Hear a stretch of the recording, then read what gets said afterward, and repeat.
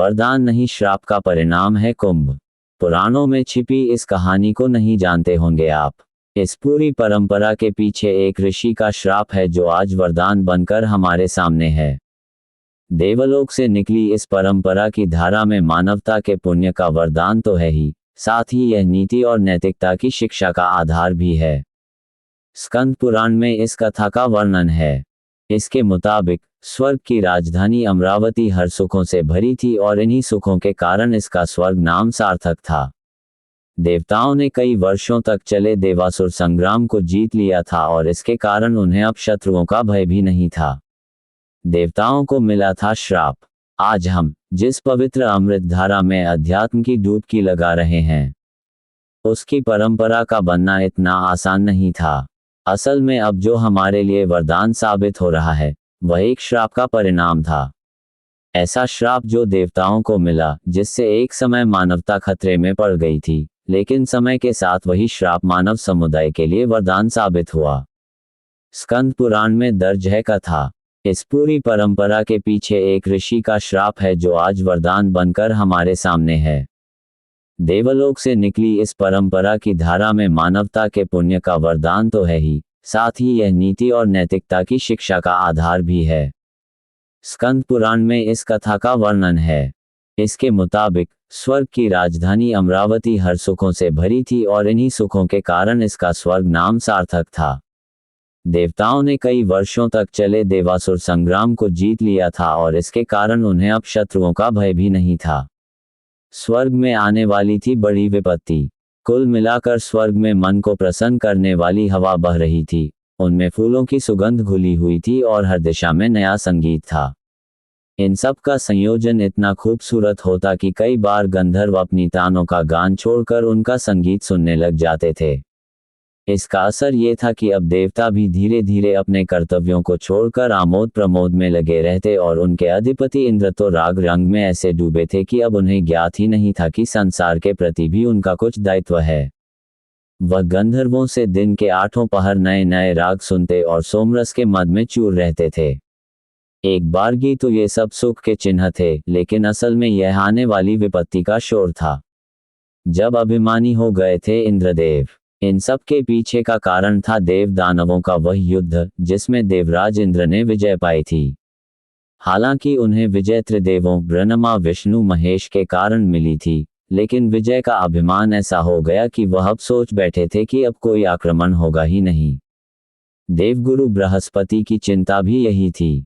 वह भविष्य की आशंका से कम चिंतित थे, लेकिन वर्तमान में संकट ये था कि राग रंग में डूबे देवराज अब ग्रहमंडल की बैठक भी नहीं कर रहे थे। इससे एक बार फिर संसार का संतुलन बिगड़ने लगा था। ऋषि दुर्वासा ने की थी इंद्रदेव को समझाने की कोशिश। सप्तऋषियों ने इसके लिए चिंता जताई थी, लेकिन अभी हुए युद्ध के कारण वह भी इस शांति को भंग नहीं होने देना चाहते थे।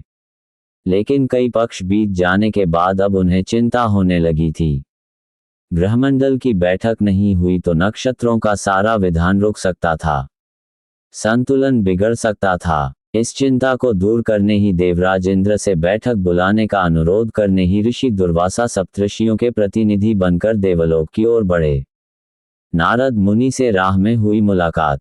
ऋषि दुर्वासा को इंद्र के अभिमान का अंदाजा तो था, लेकिन फिर भी वह सोच रहे थे संकट को समझाने पर वह इस स्थिति को जरूर समझ लेंगे।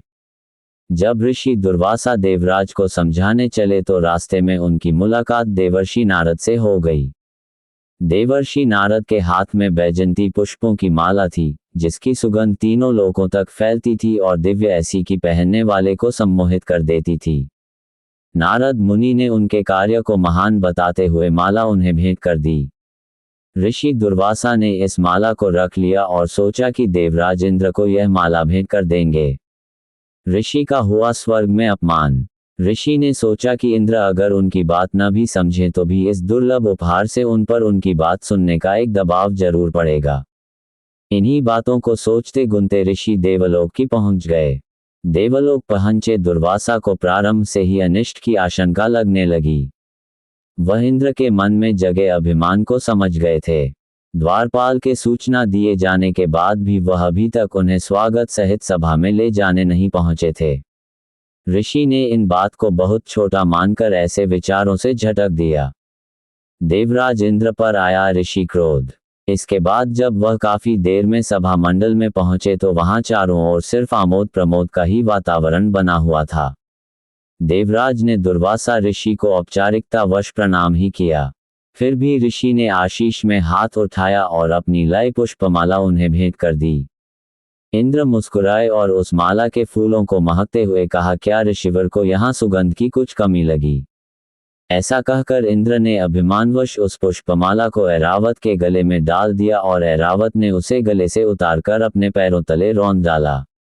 अपनी भेंट का अपमान देखकर महर्षि दुर्वासा को बहुत क्रोध आया। दुर्वासा ऋषि ने देवताओं को दिया श्राप। दुर्वासा, जो कि बहुत क्रोधी ऋषि के तौर पर पहचाने जाते हैं, वह अब तक अपने गुस्से को दबाए बैठे थे, लेकिन इंद्र की इस तरह हरकत और लगातार हो रही गलतियों से उनके क्रोध का ज्वालामुखी फूट पड़ा।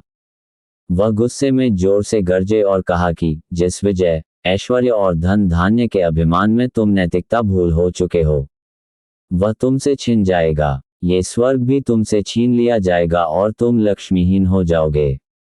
श्राप से संसार हो गया लक्ष्मीहीन।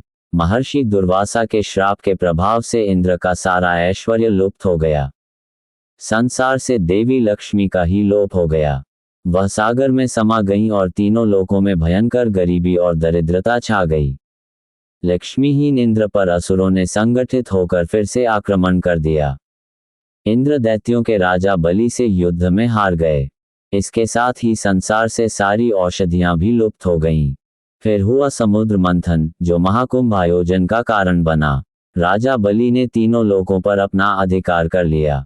हताश देवताओं को अपनी भूल का एहसास हुआ और वे श्रीहरि विष्णु के पास पहुंचे।